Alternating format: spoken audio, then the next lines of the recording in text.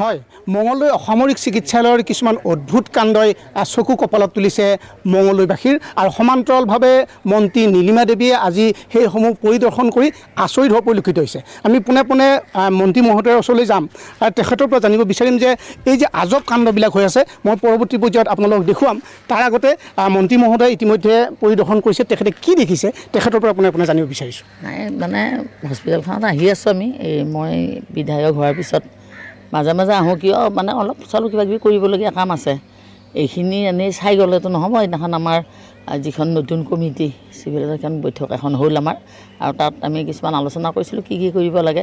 এইখিনি এতিয়া কামখিনি অলপ চলপ আৰম্ভ কৰিছে, সেইখিনিও চোৱা চিতা হ'ল আৰু সোনকালে যাতে কামখিনি আগবাঢ়ে সেইখিনি মানে চোৱা চিতা কৰি আমি আমাৰ চুপাৰিনটেণ্ডেণ্ট আছে, আমাৰ ADC দায়িত্বত আছে এইটো ডিপাৰ্টমেণ্টত, একেলগে আমি চোৱা চিতা কৰিছোঁ যিমান পাৰি সোনকালে এইখিনি কাম কৰাৰ কাৰণে। আপোনাৰ পৰা জানিব বিচাৰিছোঁ যে ইয়াতে বৃহৎ কেইটামান ডাইনামা আছে, লগতে ৱাশ্বিং মেচিন আছে।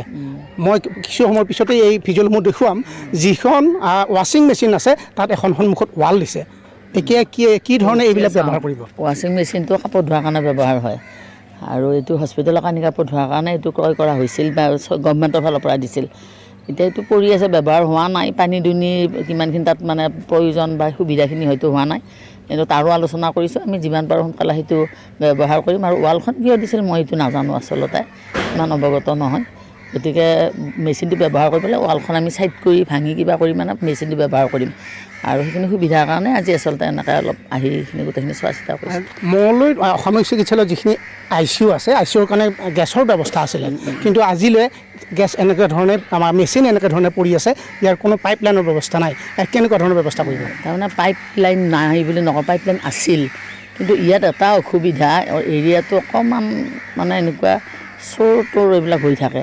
এই গম পোৱা মতে মই এতিয়া ইয়াৰ পাইপ অলপ চোৰে মানে খুলি লৈ গৈছে, চাৰিওফালে ৱালো আছে, গতিকে চোৰৰ ৰাস্তা মাৰাও টান যদি কৰিম বুলি ভাবে। গতিকে চোৰ আহি 2 পাইপ খুলি লৈ গৈছে, কিন্তু ঠিক সেইবুলি মানে অক্সিজেনৰ অভাৱত হেৰি হৈ থকা নাই। চিলিণ্ডাৰ জৰিয়তে হ'লেও কামখিনি, অক্সিজেনৰ জৰিয়তে মানে তেওঁলোকে কামখিনি চলাই আছে, আৰু এইখিনি তাৰে ব্যৱস্থা কৰিছে। এইখিনি পাইপখিনি পাৰিলে বা আণ্ডাৰগ্ৰাউণ্ড কৰাৰ কথা এটা কৈছে তেওঁলোকে, সেইখিনি যাতে চোৰ কৰি নিব নোৱাৰে, তাৰ লগত সকলো কাম আগবঢ়াই লৈ যোৱা হ'ব। হয়, মই ছাৰ আপোনাৰ পৰা জানিব বিচাৰিছোঁ যে যিটো DG আৰু ৱাশ্বিং মেচিন আজি পৰিত্যক্ত অৱস্থাত আছে, কিন্তু আমি পোৱা খবৰ অনুসৰি এইসমূহ নতুন, কিয় এনেকৈ থাকিলে? নাই, এইটো চাওক, মই জনাত যিটো ৱাশ্বিং মেচিন আছে এইটো 2021 চনতে আমাৰ জিলা উপায়ুক্ত কাৰ্যালয়ৰ পৰা CSR ফাণ্ডৰ পৰা তেওঁলোকে পাইছিলে। এতিয়া মই ধৰক ইনচাৰ্জ হিচাপে আছোঁ, মোৰ আগতো চুপাৰিনটেণ্ডেণ্ট বহুকেইজন আছিলে, তেওঁলোকে এইটো কিহৰ কাৰণে পেলাই থ'লে এইটো মই ইমান ভালদৰে নাজানো। যিদিনাখনে এইটো ইনষ্টল হৈছিলে সেইদিনাখনৰ পৰা কোনো ধৰণৰ কাম হোৱা নাই বুলি ইতিমধ্যে আমি খবৰ পাইছোঁ। হয়, কাৰণ এইটোত আপোনাৰ কি হয় মই জনাত দেই, তেতিয়া মই মানে ইয়াত নতুনকৈ আহিছোঁ, তেতিয়া তাত মই খবৰ লৈছোঁ, কৈছোঁ তেতিয়া মানে কাম হ'ব বুলি কৈছিলে। আৰু আমাৰ যিজন ব্লক একাউণ্টছ মেনেজাৰ আছিলে, তেওঁ ঘৰটো তেওঁ বনাইছিলে, কিন্তু কেইদিনমানৰ পিছত তেওঁ এৰেষ্টো হৈছিলে। তাৰপিছত কি হৈছে ধৰক, মই ইনচাৰ্জ হিচাপে থাকোঁ, মোৰ ওপৰতো আৰু চুপাৰিনটেণ্ডেণ্ট আছে, তেওঁলোকে গোটেই বস্তুটো বিতৰণ কৰিব। বাইদেউ, মই আপোনাৰ পৰা পুনৰ জানিব বিচাৰিছোঁ, এইসমূহ কাৰ্যক্ষম কৰাৰ কিবা ব্যৱস্থা কৰিবনে আপুনি? নিশ্চয় কৰিব লাগিব, কাৰণ হস্পিটেলখন আমাৰ, আৰু ইয়াত এজন মানুহ ৰোগীৰ যিখিনি সুবিধা তাত থকাৰ পিছতো যদি নাপায়, কিন্তু নথকাই সমান। গতিকে যিমান পাৰি সোনকালে আমি এইখিনি এক্টিভ কৰি কামখিনি যাতে আগবাঢ়ি যায়, গোটেইখিনি সুবিধা আমি ল'ব পাৰোঁ, তাৰ কাৰণে ব্যৱস্থা। হয়, মই আৰু কিছু পৰিৱেশ দেখুৱাবৰ কাৰণে সতীৰ্থক আহ্বান জনাইছোঁ। চাওক, মই এটা আচৰিত দৃশ্য প্ৰথমে আপোনালোকক দেখুৱাব ওলাইছোঁ। এই যে সন্মুখত দেখিছে, এই ঘৰটো হৈছে এটি ৱাশ্বিং মেচিন থকা ঘৰ, কিন্তু কি আজব ঘটনা চাওক, এই ৱাশ্বিং মেচিন থকা ঘৰটোত যাবলৈ কোনো ধৰণৰ বাট নাই, সন্মুখত এখন বৃহৎ ৱাল। মই সতীৰ্থক ইয়াৰ পৰা দেখুৱাবৰ কাৰণে আহ্বান জনাম। সেয়া সন্মুখত এই ঘৰটোত আছে 2টিকৈ ৱাশ্বিং মেচিন, কিন্তু ৱাশ্বিং মেচিনলৈ যোৱাৰ কোনো পথ নাই।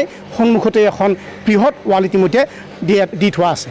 তাৰোপৰিও এয়া সন্মুখত আছে DG, যি কাৰেণ্ট গ'লে হস্পিটেলখনত সম্পূৰ্ণ কাৰেণ্ট দিব পৰাৰ ক্ষমতা থকা এই DG আজি এই ধৰণে ব্যৱহাৰ নোহোৱাকৈ অব্যৱহৃত হিচাপে এই ধৰণে পৰি আছে।